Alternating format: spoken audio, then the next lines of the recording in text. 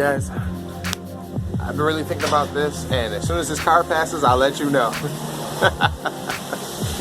Anyway, bringing up the blog posts and stuff and talking in these private groups and Instagram and Facebook groups, some of the husbands and some of the wives have asked this same question to me, and I think I'm getting closer to the answer. And hear me out, okay? They ask, Tyree, when it comes to getting my marriage back, my husband or my wife, not in a controlling sense, but a sense of having them re-enter the marriage and to rebuild together and to walk with God together.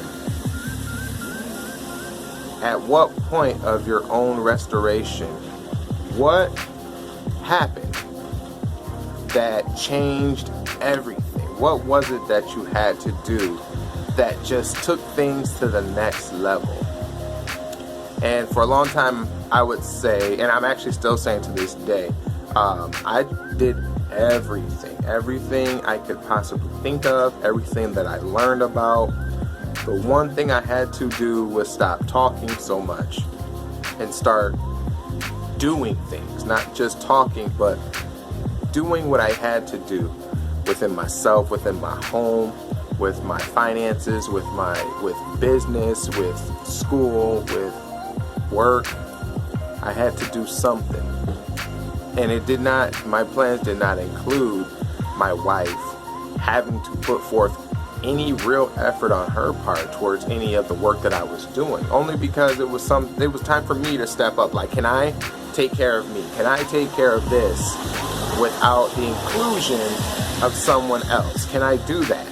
And it was hard, don't get me wrong, because when you're living a life where everything is 50-50, it's hard when you decide you're going to try to take on everything, or take on most of the stuff going on by yourself.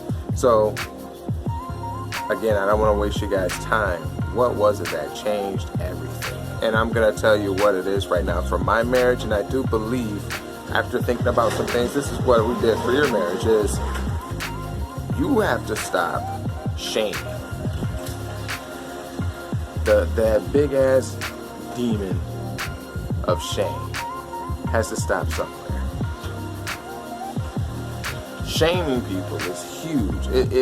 It lets them know that no matter what they've done, what they do, everything that they fear, they're dead on.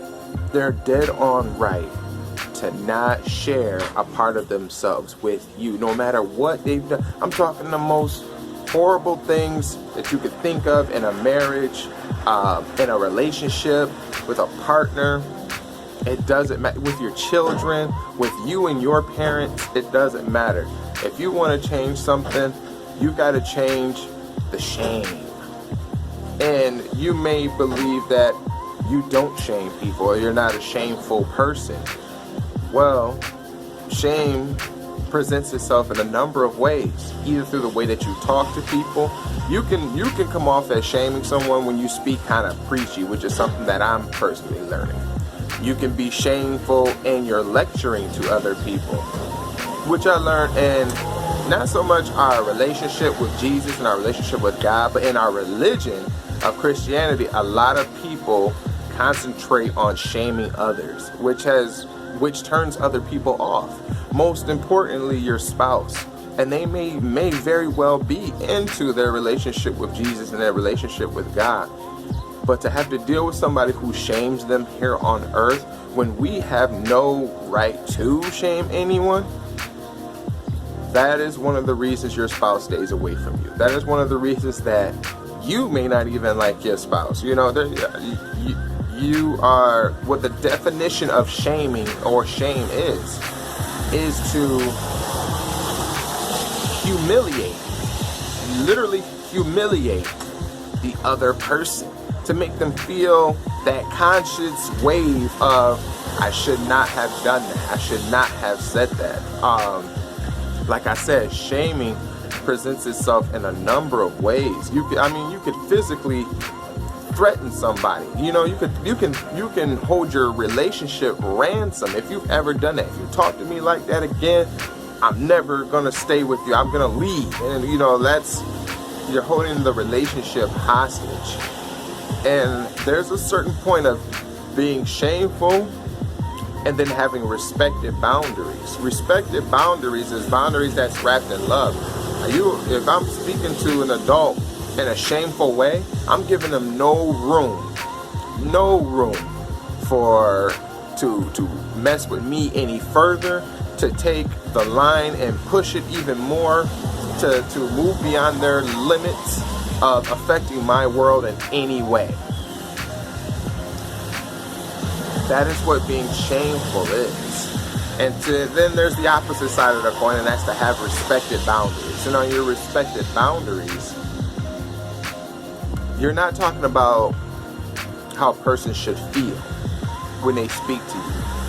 And you're not talking about how you currently feel in the moment with that person. You are completely, you separated all of that. To have respected boundaries means if me and you are going to have these type of conversations, if me and you are going to work things out, if me and you are going to continue to work together, then we need to make sure, we'll make sure that we do not speak to each other in a certain way. There's a certain level of conversation we will not go to, and we will allow ourselves time in between the conversation to think, breathe, and recollect. That is a boundary, and that's a respected boundary. So when I stop doing that, because I'm guilty of that too. Don't think I'm just preaching or lecturing to you guys. I'm guilty of that too. By speaking to my wife, I speak to my children, in a way that when I'm officially frustrated, when I'm angry, when I feel like my feelings were hurt, I enter into a stage of shameful tactics. I then start speaking like I'm a lawyer. I start talking like a preacher that's trying to convict someone in my mass, someone in my own flock. I'm trying to convict somebody. When I speak like a lawyer, you're repurposing questions to confuse the person that you're deposing. It's the same way in a relationship. People, you would be shocked how far people would go to make sure that they're not gonna feel shamed in any kind of way. That is where pride comes in. Okay, this is where people they cope any old kind of way. They get into a lustful phase because they feel like that's the only way that they can make you happy. If you think you're having marital problems but you're having amazing sex, that means that person has officially found a way to be with you without feeling negative about it, without feeling like they have to be on pins and needles around you. They figure if they just give you what you want, there's no reason for you to be shamed, to be shameful to them. People do it with money. Instead of giving a gift, people will say, let me just give you the money, because I'd rather give you the money than worry about the gift that you don't like. When you see it that way, that's not a them problem. That's not an out there problem. That's an inside problem. That's an inside thing. Check yourself and make sure that you are not shaming them, no matter what they say. And some spouses, like some narcissists, they're gaslighters. They gaslight you. What they do is they'll say something to you they know you don't like or you don't care for, and the minute that you jump on that, the minute you say something, they got you. They just wanted to make sure you were still in the same place you were before during your stage of enlightenment. You're being tested all the time by the enemy, all the time. Watch the shameful tactics, watch the shameful language, watch the shameful body language. Speak to them and listen to them, right? With an open mind and an open heart, and tell yourself, I'm going to be open to this no matter what. I'm going to be open to this no matter what, because they're going to try you every which way. Do it long enough. Do it long enough, and you'll see that not only are you just trying to do it, but it's become a part of you. You won't shame them. Some of the most open and love people I know don't have time to shame others, so they check themselves. And if you're guilty of that, or maybe your spouse is guilty of that, just admit it. You don't have to admit it to them. Admit it to yourself. They don't have to admit it to you. They'll admit it to themselves in private. They'll admit it to God in private. It has nothing to do with you. Right now, do it for you, because if you can't purge yourself of that shameful spirit, that shameful demon, it's going to plague all of your relationships, not just your marriage, but your relationship with your children, relationship with your friends, relationship with your family, which is where we learned how to be shameful, was from our family. We learned that. Now, I don't care what family you're from. You learned it from them.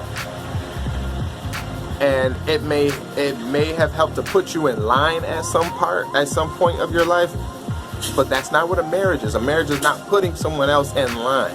It is they may get out of hand, get out of pocket, but their point is that they need to rejoin you back on that journey. They need to rejoin you, and the best thing that you can do is keep your arms open and keep the relationship open enough that you allow them to come back. And also know that it works on the other side of the coin as well. For them to come back, they had to have first left. Because being shamed and feeling shame, that's a personal issue. That's a personal issue for them. The changing point to all relationships is you have dropped the spirit of shame in yourself, in your marriage, and with your spouse, no matter what it is that they do, no matter how it is that you felt, no matter how they wronged you, no matter how you wronged them.